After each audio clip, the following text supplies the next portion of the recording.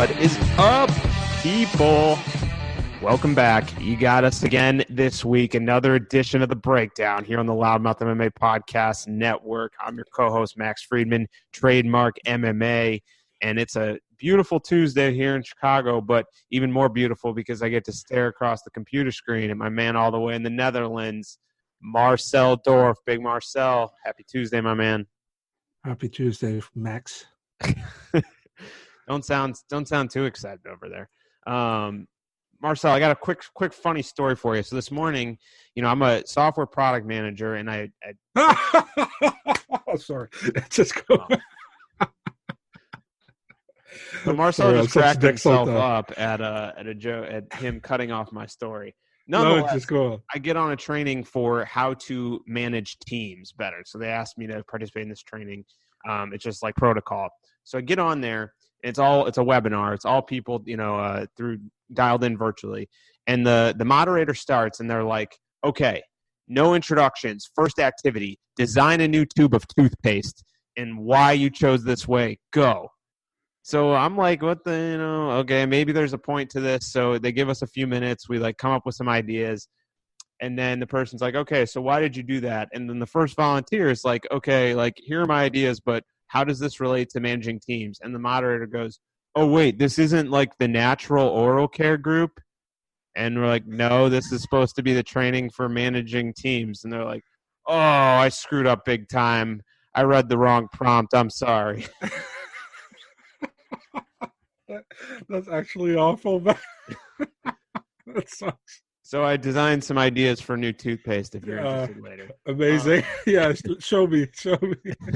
Nonetheless, nothing to do with MMA, so apologies to our fans because they know why we're here. But we are here this week to break down the UFC Fight Night 167 in Rio Rancho. But before that, obviously, a big night of fights this past Saturday at UFC 247. Big Marcel, I'm going to give you the floor first. Initial thoughts on the event. I know there's quite a bit of controversy, quite a few talking points, if you will. Don't want to dive too deep, but just want to hear your overall thoughts on the event. I thought the event overall was good, if it's fighting-wise. I mean, it was an eventful event, right? And there were some good fights on it. Some questionable scorecards, to say the least. I think in most fights, the right guy won, but there was some controversy, I think, in some fights, which I can see. We can go back and forth about this. I mean, the Ewell 30-27 scorecard was ridiculous. I thought it was 29-28, but could have gone either way, in my opinion. I wasn't 100% sure, but Martinez won. I thought it was close. Definitely, it was dependent on who you scored the second round, I think. The Giles against Cross one, yeah. Also a 50-50 one, I think. Then we got the Lewis against Latifi one. Same old. Murphy against Lee, same. And Reyes against Jones, which has the most controversy around it because it was the biggest fight. So most people are talking about it. Listen, I had 3 rounds for Jones and 2 for Reyes, but I can definitely see if you have 3 rounds for Reyes and 2 for Jones. Yeah, so there wasn't a robbery in that one, I think. It was close. I agree with everything you said. I think the right person won in all the fights. Andre Ewell, Jonathan Martinez, you could have called it either way. That's the one I felt least about. But I'm with you. I thought John Jones won 3 rounds, and even if you do score it in favor of the challenger, Dom Reyes, I mean, to me, it's that age-old thing. You have to convincingly beat the champion in order to become the champion, Go off the scorecard, whatever you want to do. I don't want to dwell too much on it, but I think the rightful man walked out UFC light heavyweight champion. Looking at the event, Big Marcel, underdogs went 7-5. And you know what that meant? That meant you and I did horrendous. It was a nice 4-8 night for me, a nice 5-7 night for you. So you're the lesser of two evils, I guess.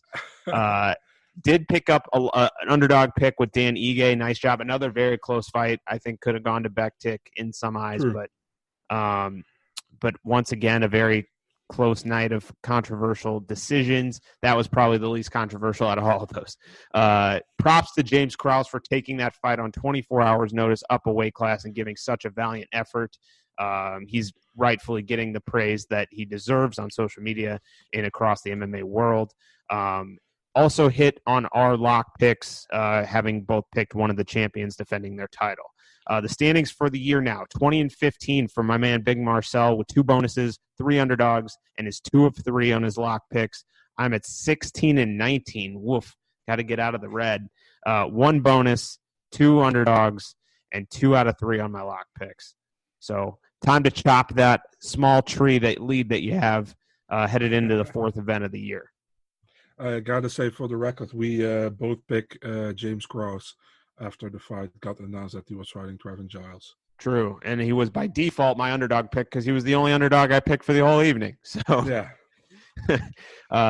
missed on my underdog pick there. But we look ahead this weekend, another fight card that's kind of flying under the radar a little bit. UFC Fight Night 167 coming at you February 15th from the Santa Ana Star Center in Rio Rancho, New Mexico. Big Marcel and I were chatting offline prior. This is a card where the prelims actually might outshine the main card in this one. We'll see how it plays out. But before we break down the fights, want to let everyone know to please subscribe and follow the Loudmouth MMA Podcast Network wherever you get your podcasts. Have a great set of shows and programs that you can get. Just subscribe and you'll get them all directly delivered to you. The Not Safe for Work MMA show. Just turn the filter off, let the F-bombs fly. MMA Yesterday, looking at events of years past. The UFC recap show, Bellator recap show, early stoppage, all angles, off the cuff, the Kyle Steele show, and of course, Between the Links, hosted by Mike Heck with the panelists Davidson Baker, Craig Allen, Keith Schillen. Always a fun listen. Oh, and the judge, John Franklin. Forgot he has an official title on that show, too. Kristen King from, I don't know what outlet she's in with these days. No longer with Fansided, but maybe My MMA News or something. Yeah, she was on the panel this week, so always a fun listen. Be sure to check out all the great content. Big Marcel. John Franklin was missed on the last episode of Between the Links because there was a huge robbery in the win. I only want to say that.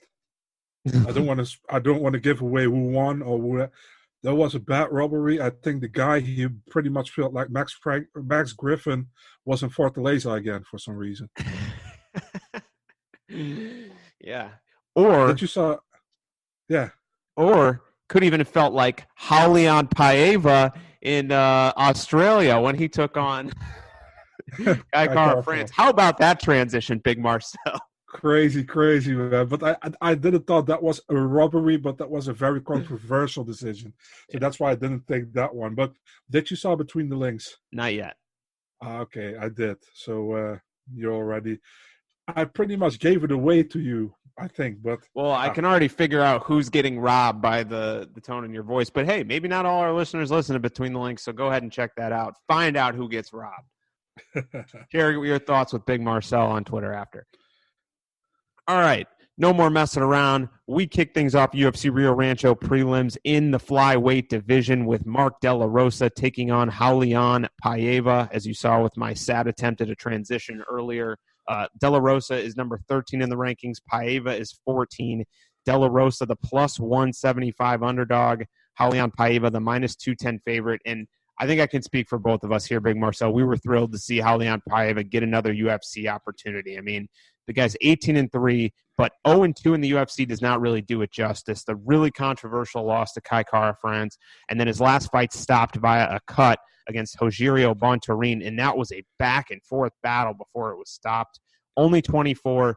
Guy seems to have a bright future despite that 0-2 UFC record. Mark De La Rosa, 11-3. He's 25. He's lost back-to-back fights heading into this one to Alex Perez and Kai Kara-France. Now sits at 2-3 in the UFC. Big Marcel, flyweight's kicking things off here. What's going to happen? Thanks to you, I have a song in my head now. What's you want to know which one? Yeah, you said, okay, let's quit mess around. Let's quit. All right, let's quit mess around. You say so. All right. My baby don't mess around. I have that song in my mind. Now, thank you so much. Let's go with the breakdown further. Mark De La Rosa, he fought at bantamweight and at flyweight for the UFC. despite his win against Elias Garcia, I haven't been really impressed by him, to be honest. And on the other hand, we have Rolian Paiva, who is 0-2 in the UFC. Should have been 1-1. We talked about it like 5 minutes ago. And got beat by a cut by Rogerio Bontorin. I think the bad thing is Paiva absolutely need a win here. I probably think Mark De La Rosa as well. I think loser leaves town pretty much here. I think Paiva is more talented, taking Paiva here. And we're going via, let's say, a unanimous decision. Paiva's a stud, man. I think he's third time's the charm. The bad luck runs out this time, and I think he even gets a finish, maybe submission. Let's go second round, but I got Paiva all day in this one. I wrote submission instead of Paiva as my sheet over here. All right, second fight is at bantamweight on the women's side. Shayna Young taking on the number 12 ranked Macy Chiasson. Odds not out for this, but I can assure you Macy Chiasson will be the betting favorite, so we'll operate in that expectation here. Shayna Young will be the underdog because this is a real last-minute hot route from the UFC, bringing in that former Dana White's Contender Series alum, Shayna Young. She's 28. She's normally a flyweight, but goes up to 135 for this one on short notice. Went 1-1 in the Invicta Rising Series, Phoenix Rising Series, but then picked up a decision win in Invicta as well. That was after her UFC Dana White's Contender Series appearance in which she lost. Macy Chiasson is an Ultimate Fighter winner, but at featherweight, she is 5-1 as a pro, 3-1 in the UFC. She is from New Orleans, but trains at Fortis MMA in Dallas. Suffered her first pro defeat last time out against Lena Landsberg. Big Marcel, Shayna Young's got a tall order coming in this one. Any chance she gets it done, or do we see Chiasson back on track? No, listen, man. I mean, Shayna Young, she wasn't training because she was supposed to fight on Friday in Invicta, but she pulled out due to illness. And 1 week later, she's fighting at Rio I didn't even Rancho. know that. So, yeah. Good insight. So she wasn't training, but man, I mean, I don't see her beating Macy Chiasson. Definitely not a weight class up where Macy Chiasson actually is already a big bantamweight. She could fight at featherweight, for example. Besides, I was surprised she lost to Lena Landsberg earlier last year. So yeah, I'm taking Chiasson by unanimous decision. But TKO second round. TKO second round for Macy Chiasson winning against Shayna Young. But it's actually funny, man. We have now Shayna Young, we have Shane Young, and we have Lauren and Lerone Murphy, but they are all not related, so that's pretty funny. I didn't even think of that. Yeah. Yeah. So that'd be funny. They're all on the same card. I got to favor the larger Chiasson here. It was a disappointing weekend at UFC 247 for Fortis MMA. Went 0-3 in the betting line, actually, for their win total was 2.5. So definitely think that they'll get back on track to their winning ways. So I got to go Chiasson submission in the first round here, getting it done early.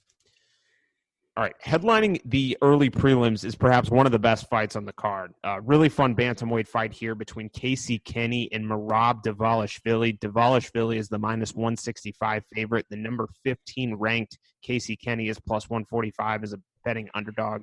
Big Marcel, I'll let you kick things off because this is a really fun fight. Yeah, and a very tough one to pick as well. So thank you for letting me kicking off here. Casey Kenny, 2-0 in the UFC. He was the interim flyweight and the interim bantamweight champion of the LFA when he got signed. He was ranked in the UFC before he even signed the contract, so he has something special. Always chuckle when you bring that up. That was so yeah.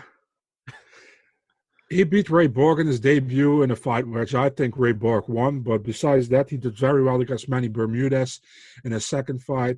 Pretty much shut Bermudez down, and he won a unanimous decision, which was very impressive. Manny Bermudez, by the way, picked up a win against Bruce Boyington this weekend, but came into heavy at lightweight. So not only is this his fourth consecutive missed weight fight, he has now missed weight at 3 different weight classes. It's crazy, man. It's absolutely crazy.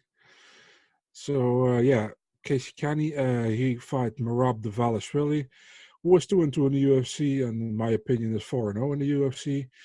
Yeah, very. He has cardio for days. He's a funny guy to watch. He's good on the ground. Very skilled. 2 wins in his last 2 fights against Tyrion Ware and against Brad Katona. The Brad Katona win was pretty impressive, I think. And But it was a dominant win too.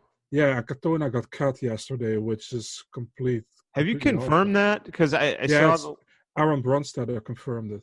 confirmed with Katona. Okay, because Yeah. I saw the list of the removals from the website and then the list of confirmed, and there were still a few missing. So he was one of them.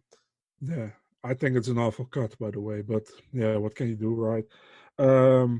Merab, 2-2, in my opinion, 4-0. Difficult, man. I always have the feeling I underestimate Casey Kenny, but man, I'm not going against Merab in this one, man. I'm taking Merab by a decision. So yeah, Merab might be the best 9-4 fighter on the planet, and I'm with you. He could be 4-0 in the UFC instead of 2-2. He is a Georgia-born import in Long Island, that being Georgia the country, not the state in the southeast of the United States.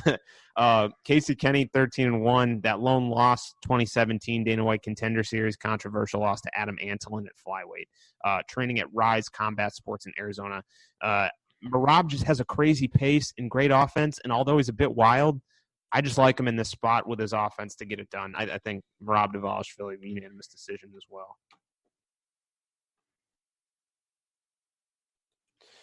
All right, we move along to the televised prelims portion of the fight card. And speaking of Ray Borg, he is set to kick things off on the televised prelims. Ray Borg at a minus 145 favorite against the number 7 ranked flyweight Rogerio Bontorin, is the plus 125 underdog. Another great matchup here.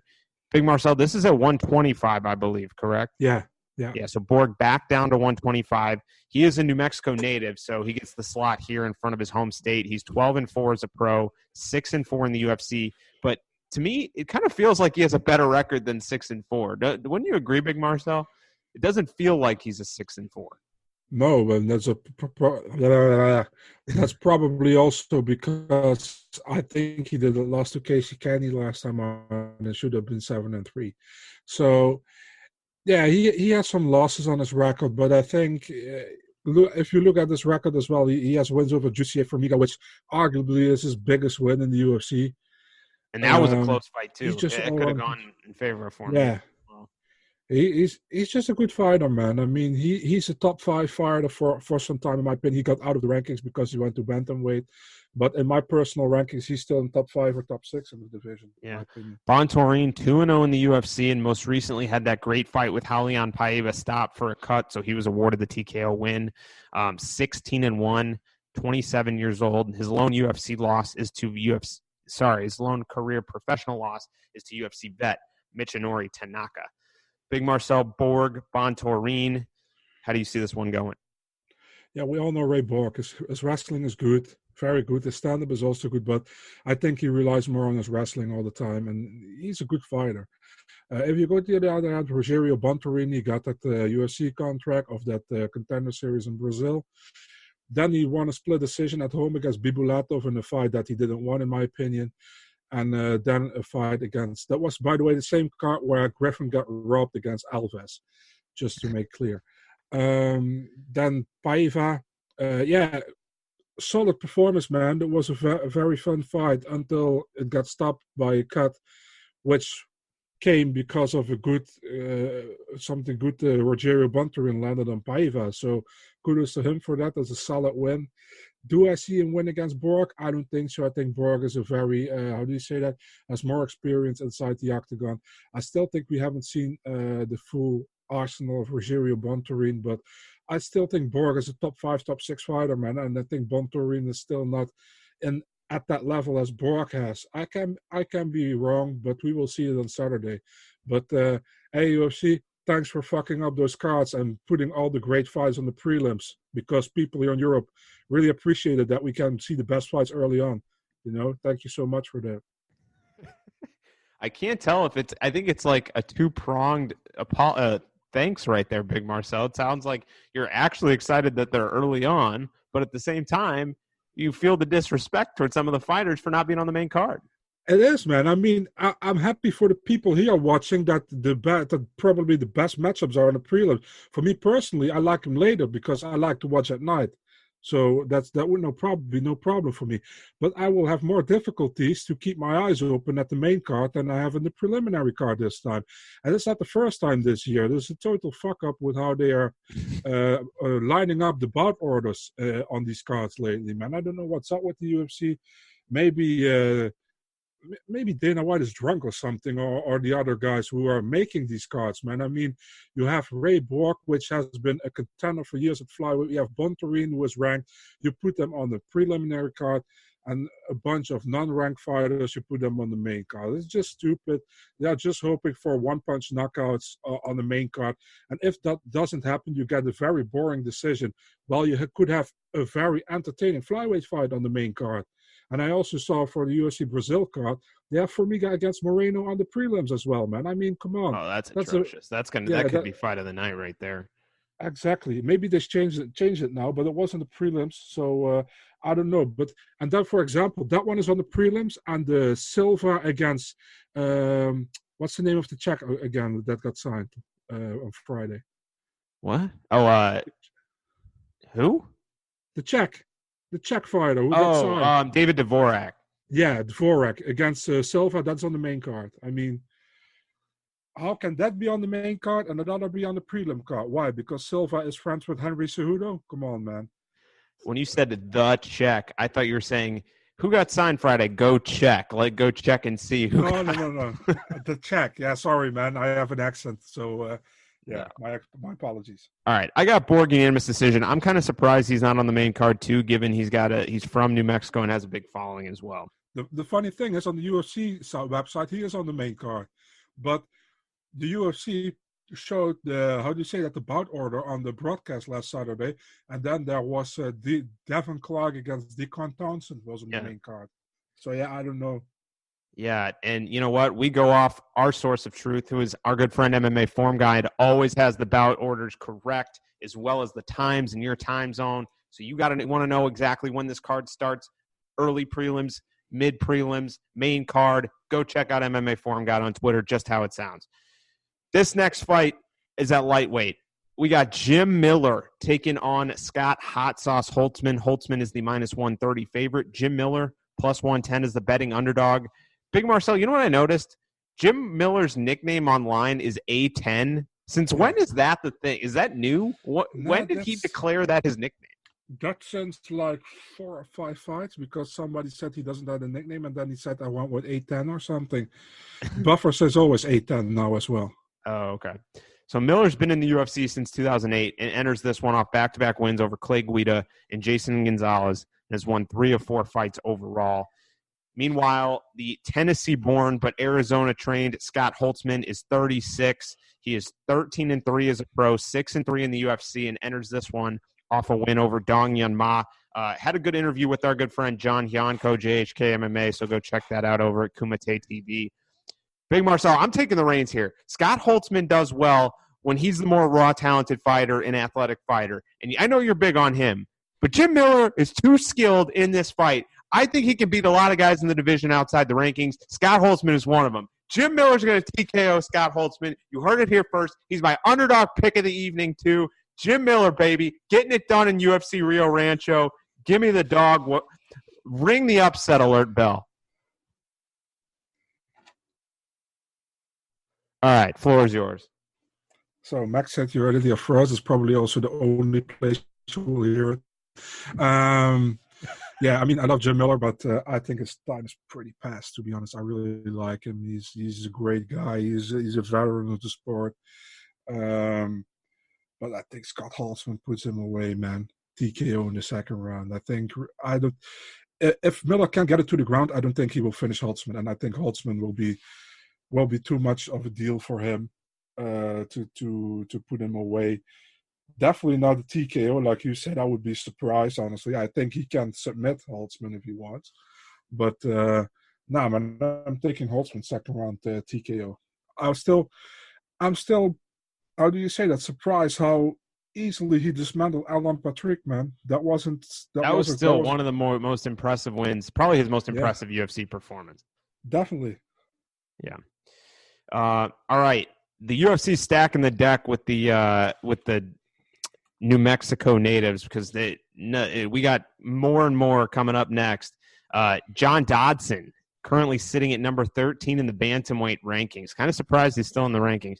Plus 135 underdog in this one against the surging Nathaniel Wood, who is minus 155. A lot were surprised that Nathaniel Wood gets the draw for this card and not the UFC London card coming up next month. Big Marcel, I will let you kick things off in this one because I know you are very high on Nathaniel Wood. Yeah, and I think the UFC isn't because they buried this on the prelims. I mean, what the hell? But, John Dodson fights at home, the magician. He's on a 2-fight losing streak, in my opinion. Yep, 1-3 in his last 4 as well. Yeah, in my opinion, he lost to Munoz as well. So, but who am I, right? I thought he won against Moraes, by the way. So, that's just my opinion. Nathaniel Wood hasn't lost in the UFC so far. Cage Warriors champion. 3-fight winning streak, all 3 by finish, all by submission. Has to change his nickname from the prospect to Wood or to Morning. I mean, that would be fun. It's safe to say, I know you're making a joke, but he's no longer a prospect. He's there. Yeah, exactly. So I'm taking Wood, man, by a decision, unanimous. Yeah, Dodson just doesn't. It seems like he's lost a step, and he's aged. He's 35 now. Had a good run in the UFC, but I just don't think he can compete with some of these top guys anymore, and especially a guy hungry on the come up like Nathaniel Wood. I think Dodson does not get finished, but the momentum is on the side of Nathaniel Wood via unanimous decision as well. All right, headlining the prelims, another New Mexico native, the Dirty Bird, Tim Means, a minus 255 favorite against the newcomer, Daniel Rodriguez, who is the plus 215 underdog. I mean, it's no surprise Tim Means was on this card. He's 29, 11-1 as a pro. He's alternated wins and losses in his last 4. He's coming off a TKO win over Thiago Alves in December. So fairly quick turnaround, but as you know, he's a very experienced guy, been fighting forever, so I doubt it's much of a problem for him. Hamazan Amaev, his original opponent, out. In steps the 10-1 Daniel Rodriguez, so many will remember him from his 2019 Dana White's Contender Series decision win over Rico Farrington. Picked up a TKO after the show as well, moved to 10-1. He's 33 years old out of California, 9 finishes in 10 fights. Big Marcel, Tim Means, Daniel Rodriguez, what do you think? I think this is another blasphemy to put Tim Means on a preliminary card, but what can I do, right? So Tim Means against Daniel Rodriguez. Man, Tim Means is still game as fuck, you know. He's a very good fighter. I really like to watch him. If you see... I love that he comes from the Fit NHB gym, which is, as Adam Hunter, MMA Roasted, calls it, the average Joes against the Globo gym in relation to the Dodgeball movie. Jackson Wake's the big camp. These are the average Joes, the Fit NHB team. Yeah, didn't Borg and Montano recently went to Jackson? Yeah, he transferred from there. But Nico Montano, unfortunately, off this card. She's still at Fit NHB. Some tough cats over at that gym as well. Yeah. Man, I know Daniel Rodriguez. I saw his Contender Series fight against Rico Farrington. I know he does well on the regional scene, but come on, man. Not going against Tim Means in his home state. Taking Tim Means by a TKO in the 3rd round in a very fun and entertaining fight, which should have been on the prelims but on the main card. So Tim Means definitely has the crowd behind him. But to me, these days, he's really only winning those fights he is an overarching major favorite in. And I don't think they're respecting Daniel Rodriguez enough in this. I mean, I wasn't all that impressed with his Contender Series fight, but look at his record, look at his resume. The guy has finishing power. I think Rodriguez catches him. I'm going to go with that upset with Rodriguez and TKO in the 2nd round. Could be wrong, but that's my pick here. And Big Marcel, through 7 fights, you have yet to pick an underdog. Just throwing that out there. Oh, God. Somebody saw Alex Morono against Kalen Williams. Oh, Jackson. Was it Williams or Jackson? Chaos Williams, right? Yeah, Chaos Williams. How come I go with Jackson? I have no idea. Uh, Chaos Jackson. Would be fun as well, but I don't know why I said Yeah, that's it, a fun man. name too. All right, well, we By go to the the way, main. why did they call him Chaos? That's his nickname. Yeah, and they kept calling him as if it's his first name. They were taking the like Brazilian approach, where all of a sudden your nickname replaces your last name. Yeah. All right, so we go to the main card, and no surprise, this fight's on the main card, despite the lack of momentum heading into this one for both these guys. Yancy Medeiros minus 105, Groovy Lando Venata, another New Mexico guy, minus 115. Not a great UFC record for Lando Venata, 2-4-2, but recently re-signed with the UFC, probably because of that fan-friendly style. 1-1-1 in his last three, dropped a unanimous decision to Mark DeCasey last time out. He is a longtime member of the Jackson Wink camp. Yancy Medeiros is 15-6. He moved back to lightweight after 4 fights at welterweight, dropped a decision to Gregor Gillespie. That was in January of 2019. Has now lost back-to-back fights after going on a 3-fight win streak. Big Marcel, not a lot of momentum on either side for this one. Very close according to Vegas. How do you see it playing out? Yeah, so the UFC has re-signed Lando Venata. I have nothing against Lando Venata. He's a fun fighter. But his only win in the last 3 years, is against Marcos Mariano Rosa, who was only signed because he was Anderson Silva's training partner. That's atrocious, man. And then they cut Jin Susan. They cut Brad Katona. They cut Jin Susan too soon. Yeah, I didn't want to say it 3 times in a row. So there you have it. You said it. But the UFC really doesn't know what they are doing right now, and people will now comment to me like, "Oh, what do you know?" No, I don't know shit. You're right, but I still know, right? But yeah, Lando Venata, he's a fun fighter, but I mean, besides his Tony Ferguson first fight and his John McDessie wheel kick, he didn't put it together in the UFC, man. Let's be honest. And he's now getting a fight at home turf against Yancy Medeiros. Medeiros, fun fighter, always go for broke, but against the better competition, Medeiros can cut it as well. But Venata is not the best competition, so this will be a fun fight probably. I see Medeiros landing a bomb in the second or third round and knocking Venata out. Yeah, I don't like what I've seen out of Venata. He's never quite lived up to that expectation after his first 2 UFC bouts. I think you put it perfectly. I don't think Medeiros finishes him because he's proven to be very durable, but I got to go Yancy Medeiros by unanimous decision here. And hey, look at that. Big Marcel's got an underdog on the board. Is Medeiros an underdog? Yeah, slightly. Minus 105 to minus 115. Okay. All right. We head to lightweight for this next one. Brock Weaver taking on Rodrigo Vargas. He's not Brazilian. He's not Rodrigo. Minus 280 for Brock Weaver. Rodrigo Vargas out of Mexico is plus 240. Fan favorite, Brock Weaver. He finally gets his UFC debut. He was supposed to fight Thomas Gifford in Tampa, but had to pull out of that one. He is 14-4 as a pro on a 7-fight win streak. He earned that UFC deal by beating Devin Smith on Dana White's Contender Series last August. Trains in Louisiana and Alabama, although I know he did some work in American Top Team ahead of this one. Vargas from Mexico is 34. He is 11-3 as a pro. Lost his short notice UFC debut to Alex De Silva. Prior to that, he went 2-1 in Combate. Actually, that's a Brazilian thing too. I keep sorry to my insensitivities out here. I'm Combate, Americas. Yeah. All right, Big Marcel, before I butcher and make another insensitive comment towards our great friends and listeners out in the Latin America and or South America region, please break down this fight for us. I will do that for you, Max.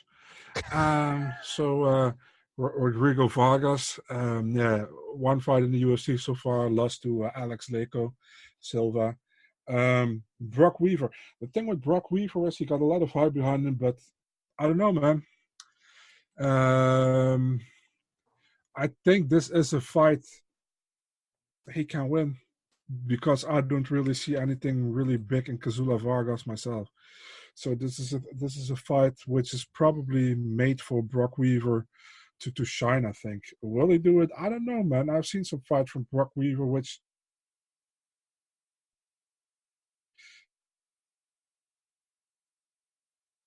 didn't really convince me.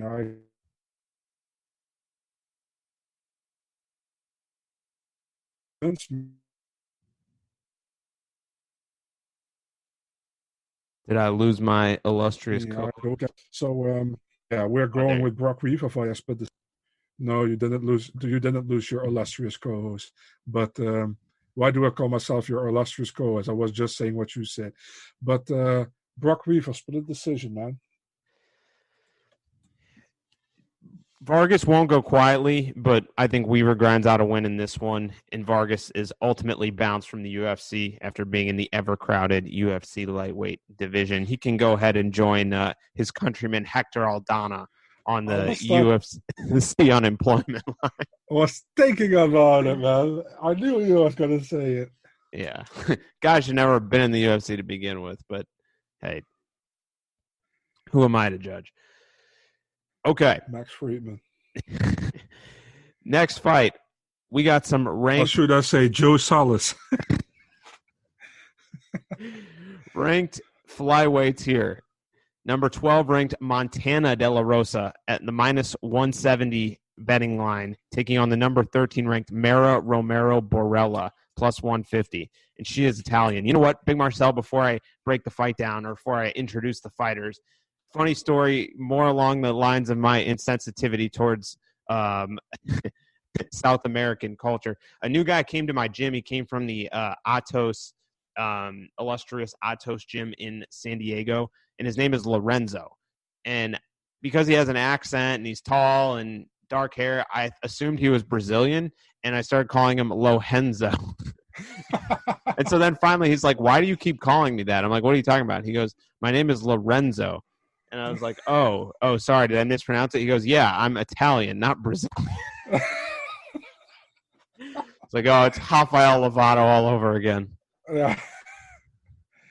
Okay, Montana De La Rosa is 10-5 as a pro. She's 24, and hey, she can call me. I don't mean to sound rude, but Mark can stay at home. Montana can call me. Although, no, just kidding. I respect the sanctity of marriage. She is 3-1 in the UFC. Suffered her first UFC loss last time out against Andrea Lee. It'll be interesting, though. I wonder how she'll fare fighting on the same card as her husband, especially considering Mark is very early on the card and is a pretty sizable underdog against Raulian Paiva. We both think Raulian Paiva gets it done. The Italian Borella, 12-6 as a pro, 2-2 in the UFC, alternating wins and losses, but last time out, knocked out by Lauren Murphy in August. Big Marcel, I'm high on Montana De La Rosa. I think she has grown a lot and will continue to get better. Meanwhile, Borella, I think, kind of has plateaued, will always be that middling flyweight. So I got to favor De La Rosa submission, second round. But where are you at? I'm at home. So Montana De La Rosa, yeah, man, I think it's your wet dream to see her matched up against Veronica Macedo, but that's the part. Montana De La Rosa. I'm not complaining about Veronica Macedo's next matchup either. Although I hate to see one of those lose because I'm a fan of both of them. Yeah, that's just for the record. But see, listen, man, I can see this is a podcast, but I can see Max's face when we're talking, so that's pretty fun as a reaction. That's why I'm laughing. So Mara Borella hasn't been impressive in the UFC besides her debut. That's all I can say, and that was a short notice fight, as I can remember, against Kalindar Faria. Montana De La Rosa, pretty good overall, solid striking, pretty good on the ground, I think. Montana De La Rosa all day. Sorry, El Zelino. But Montana, going with a submission in the second round. Identical picks there. We had Max, of course, hopes for a triangle for some reason. Yeah. For some reason. Light heavyweights on deck. Devin Clark at the minus 310 mark. He takes on a very late notice Dequan Townsend in a fight broken by our good friend Mike Pendleton.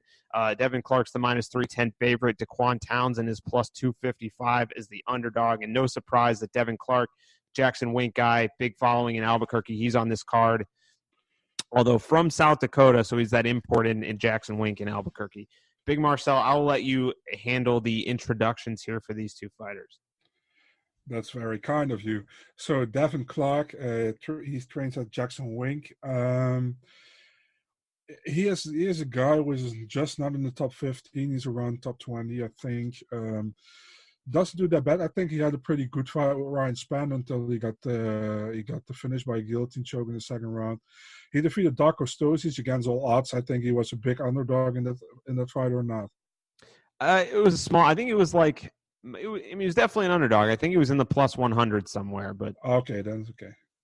So, man, I mean, he also had Alexander Rakic hurt, man, at the beginning of round one back then. You remember? I do. Yeah. So he's taking on Daquan Townsend. I don't know, man. I haven't seen anything good from Daquan Townsend yet. But this is his third short notice fight, man. His third fight in the UFC. Devin Clark all day, first round TKO. Oh, wow. You think he finishes him? Yeah. So I think it's too early, man. Trying to get a visual on those odds from that Darko Stosic fight because now I'm pretty curious myself. It looks like so it closed at near even, but I do remember him being an underdog initially. Okay. So must have been some late money coming in on him. Yeah, Daquan Townsend, 0-2 in the UFC, pretty convincingly beaten both, but they need a short notice 205er that can make the weight. He fluctuates between the two, so he was ready to go. He answered the bell. Doesn't need to cut any weight, so he'll probably step in the cage. What's with all these Russians pulling out, man? Antigulov against Clark, Emiev against Means. Hell, yeah. Dude. I mean, don't they have visa or something? I would think. You know, if they're getting matched up, you would think they have their, as Big Marcel says, the visa. I know. Yeah, Devin Clark, I got to favor him with the wrestling and avoid the big shots. And I think he's got the better gas tank, too. So, Clark decision. I don't know if he gets a finish, though. All right. Co-main event time. Kind of surprised this is the co-main event, but not surprised if you think about as far as the fans go, as they are salivating over this matchup. Diego Sanchez taking on Michel Pereira. Pereira is the minus 155 favorite. Sanchez is plus 135. This fight is at welterweight.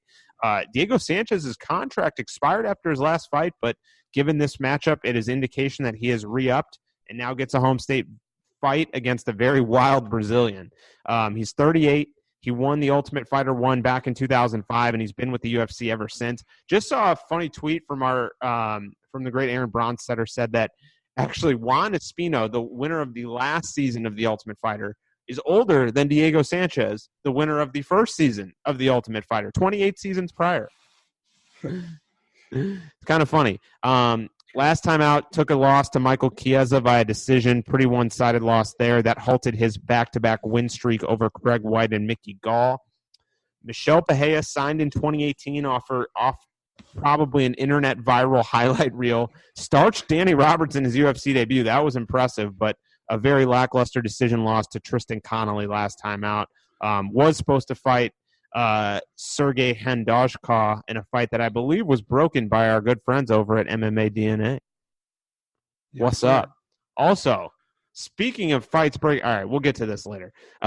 Break down this fight, and then I'm going to give MMA DNA their rightful shout-out. So, Michel Pereira, he's taking on Diego Sanchez.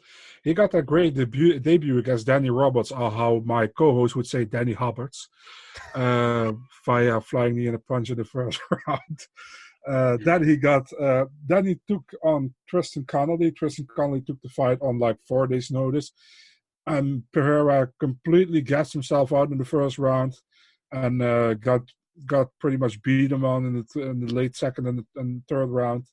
Lost by unanimous decision. Diego Sanchez, where the hell is training now, by the way? Because I saw him going pretty hard against. He's going pretty hard against Jackson Wink. He's done there, so I don't know where he's training. I'm really wondering. Yeah, didn't you saw him tweeting about the Jones Reyes fight and stuff? I didn't see it. He went pretty hard at Jackson Wink. So um, he's coming off that loss against Michael Chiesa. Before that, looked very good against Craig White and Mickey Gall. But it's, for me, I don't know, man. Pereira is gonna go crazy all the time when he's fighting, but I think he can catch Sanchez. But man, this is such a hard fight to pick, man. If it goes later rounds, I prefer Sanchez, but I think Pereira stops him in the first or early second round. The Connolly performance worries me for Pereira, but I think he's able to lure Diego into a firefight and gets a finish. Yeah. So Pereira, he's just so much larger too. I got to go Pereira with a finish in the first round. What was he tweeting in regards to the fight though? Dominic Reyes absolutely won. Clear win. What a robbery! And then like those punks at Jackson Wink. I'm happy I'm not there anymore. That kind of stuff. Wow. Okay. Doesn't sound sour at all. Pretty hard. So I don't know. Listen, I can't give any. How do you say that? Any comment on it because I don't know the ins and outs. But that's what he said. So I don't know. Man. All right. Well, before we hit the main event, my great co-host, Big Marcel, is part of the great team over at MMA DNA. MMA DNA breaking a fantastic, monumental fight last week as Zabit Magomedsharipov taking on Brian Ortega. That is in the works for, which event is it, 250? 249 in Brooklyn, New York. Oh, 49. 249. Talk about a huge fight that is. Also confirmed by Dana White over the weekend in the pre-fight scrum, I believe. Big Marcel, that's a big scoop, baby. Well done. Yeah. Thanks, man. I was happy with it as well. So there was, by the way, an interview with Bostanov, a Russian journalist, who asks a bit about UFC 249. I want to say we didn't get our source from that interview because some people were implying, like, did you hear the interview or something? Listen, guys, I can't speak Russian and I don't understand it. So I can read like maybe a little bit of Russian. If it's subtitled, I can see it a little bit, but I can't read it good, and I definitely don't understand it. So we didn't get our source from that interview because if we had, we definitely would have sourced that. Yeah, you guys aren't out here taking credit for something that's not yours. I can attest to that firsthand. If there's any site that's not out here trying to steal credit, it's MMA DNA. So don't be coming at my boy Big Marcel on Twitter like that. Thanks, man. I appreciate it. All right. Main event time. 5 rounds in the UFC's light heavyweight division. Number 5 ranked Corey Anderson. Overtime Anderson, minus 200. I almost said Beaston 25-8. That's a throwback. Taking on number 6, Jan Blachowicz, plus 170 underdog out of Poland. Could this winner of the light heavyweight tilt be headed for a match with John Jones, UFC light heavyweight champion? Who's to say? Because that was a very close fight with Dominic Reyes. So TBD on what happens in that division. But Anderson's probably on the best run of his career right now. He's won 4 straight. Most recently knocked out Johnny Walker in just over 2 minutes in November in New York City. Blachowicz, though, also is on a 2-fight winning streak. Took out Luke Rockhold via knockout and a decision over Ronaldo Jacare Souza. He's won 6 of 7 overall. And these two actually fought in 2015. Corey Anderson took a decision in that one. Big Marcel, a lot of momentum on the side of Corey Anderson. Could be the next challenger for John Jones. What do you think? You said 5 rounds in the UFC light heavyweight division. Let's absolutely hope not this will be 5 rounds. I agree. Yeah, because then it will be very boring probably. Corey Anderson, yeah, we know, very solid wrestler, man. He's pretty much like Curtis Blades, but then in the light heavyweight division, in my opinion. I think Curtis Blades has a little bit more better striking than Anderson has. But Anderson did solid in this Johnny Walker fight. I also didn't know he could dance that great after the fight, so that was something new for me. Then we have Jan Blachowicz, comes off that split decision win against Ronaldo Jacare Souza, which was one of the most awful fights in 2019. And before that, he won against Luke Rockhold by a great knockout against the former middleweight champion. But yeah, I think Anderson is going to be Anderson. He's going to take him down. He's going to grind out the decision for 5 rounds, unanimous decision. Maybe he stops him via TKO if he lands some punches, but Anderson's going to do Anderson, man. This is going to be an Anderson fight. It's going to be an Anderson decision, and Anderson's going to claim his number one spot. He's going to claim his number one spot. If he's going to get it, I don't know, but he wants it. And, man, if he has a 5-fight win streak, it's hard to deny him giving him a shot, but you never know what's going to happen. But we all know the UFC probably hopes they don't have to give him a shot because they think he's a bit boring, but I think he deserves it if he wins on Saturday. Yeah, if he wins, he's definitely the top in line for that next shot. Remember when Corey Anderson came in off the Ultimate Fighter, he was only 3-0. Then he seems to have kind of gotten that experience under his belt that he needed. So he's not making those same mistakes that cost him some of those TKO losses early in his UFC career to like John Vellante and Jimmy Manuwa OSP. Now he's really seemed to have figured it all out, and he doesn't take the foot off the gas. Blachowicz, though, the best version he's ever been, but this is not a good matchup for him. I got to favor Anderson decision as well. All these exciting fights, and then this one actually, the main event, I think has a pretty good chance of going 5 rounds, and that's I don't think what any other of the fans have in mind. No. All right, Big Marcel, it's time to hand out bonuses. And while I've already declared Jim Miller as my underdog pick, you by default have Yancy Medeiros. Again, by default. Yeah. But we'll go ahead and go to Fight of the Night, and you are up first this week. Fight of the Night. Medeiros against Vanada. Okay, this is tough. Give me Ray Borg, Rogerio Bontorin. Performance of the night bonuses. So I'm going to hand out 2 as my official, and then I'm going to hand out 2 backups. So Michel Pereira will be 1. And I'm going to go Jim Miller. Jim Miller, my man, getting it done. Backups are Montana De La Rosa and Daniel Rodriguez. Okay. Who are your official and backup performance of the night bonus winners? Michel Pereira, Devin Clark, Scott Holtzman, and the Dirty Bird. By the way, man, if you got it right that the flyweight fight gets the fight of the night, then we hear Dana again after the event. Oh my God, this flyweight's really putting it together this year. And I'm like, dude, they're putting it together for years, but you just didn't want to see it. He said it last time again as well. I didn't know which fight it was again, but that also got fight of the night. It was also a flyweight fight. I don't know who it was anymore, but yeah. I'm really bashing Dana here, right? Good. Macy Chiasson is my pick for lock of the night. And where are you at with lock of the night, Big Marcel? Corey Anderson. Oh, that's a good pick. I didn't even think of that, even though he's at the top of the bill. All right, let's recap this thing and get out of here. Both have Julian Paiva over Mark De La Rosa. Both have Macy Chiasson over Shayna Young. Both have Merab Dvalishvili. Oh, that could be a fight of the night, too, over Casey Kenny. Both have Ray Borg over Rogerio Bontorin. I got Jim Miller, the ageless wonder. Big Marcel's got Scott Holtzman.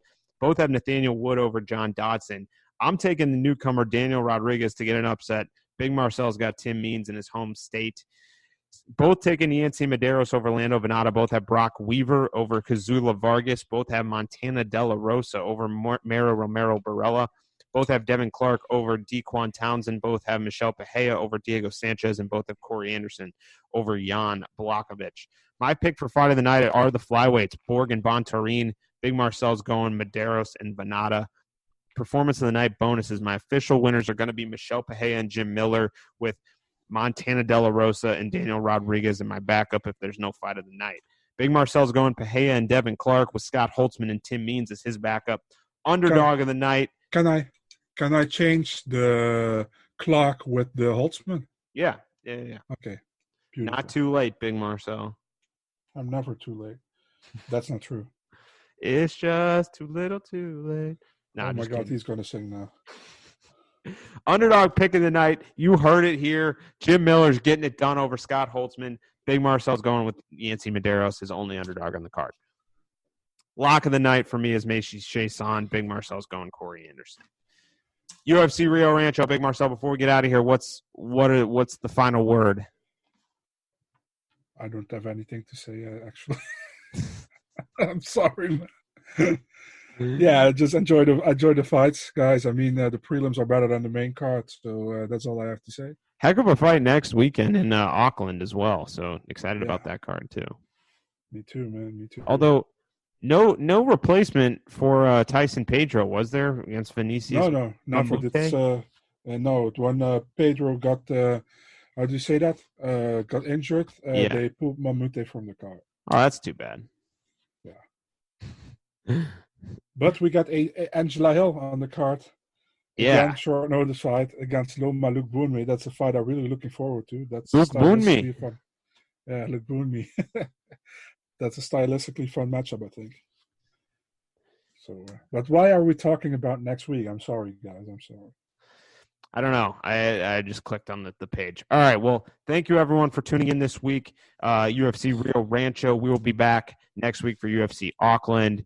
Shout out to my man Big Marcel breaking that huge fight with MMA DNA. He did not steal it from an interview in Russian, which no one has any idea what the words are that they're saying. So don't be coming at him on Twitter like that. Shout out to our good friend MMA Form Guide. Shout out to the Loudmouth MMA Podcast Network and all the great work there, all the great content we are putting out there. Be sure to click subscribe and follow. Big Marcel, where can people find you besides at home right now? I wasn't going to say that because I said that last week.